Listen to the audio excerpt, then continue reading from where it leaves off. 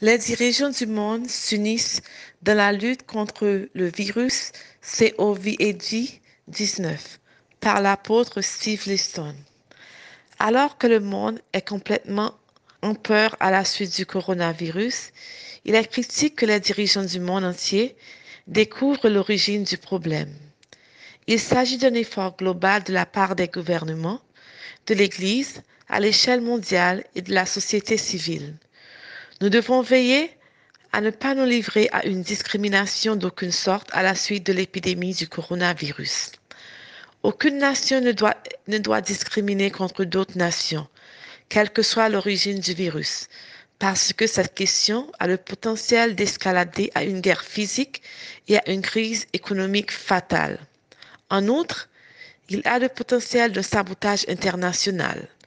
Les nations doivent se conformer au préambule de la Charte des Nations Unies 1945. Le jeu de blâme ne doit pas être joué à ce moment critique parce qu'il peut affecter l'inflammation du prix du pétrole au détriment du monde. Les prix des aliments ont déjà augmenté. Cela nous conduira encore plus profond dans une famine et récession mondiale.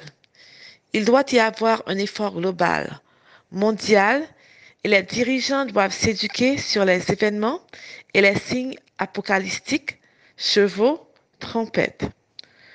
Ce que nous pouvons faire en tant que nation, selon les livres de Joël et de l'Apocalypse, est de s'unir et de créer des stratégies de résolution aux problèmes. Il faut une surveillance plus stricte des élites et des diplomates concernant le virus, tels qu'ils sont aujourd'hui.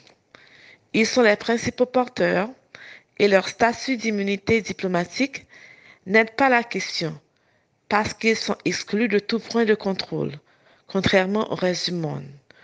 Beaucoup de politiciens sont déjà contaminés.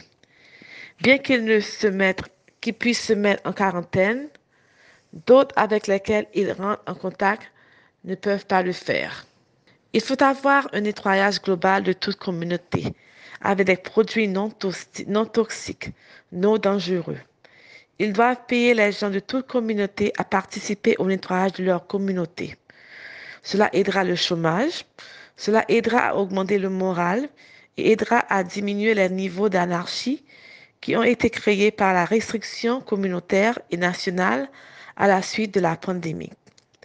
À moins que la pandémie actuelle ne soit une situation où les millionnaires et milliardaires du monde veulent voir comme leur nouvelle vie. Chacun d'entre eux doit contribuer d'une manière significante à aider et à aider les nations à combattre cet ennemi commun. Personne n'est invincible et le besoin est criant et affecte tout le monde.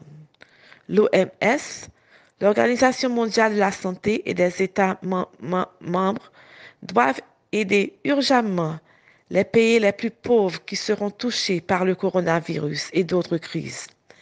Des pays tels que Haïti, Porto Rico et les petites Antilles des Caraïbes ont besoin d'une aide urgente. C'est particulièrement le cas pour Haïti qui en a un grand besoin. Nous ne pouvons pas combattre toute catastrophe classée dans le cadre du changement climatique sans la sagesse et la connaissance de Dieu. Il est temps que Dieu fasse partie des décisions prises. Comme une grande partie des conseils se fait dans le vide, alimenté par la peur et dépourvu de toute sagesse divine.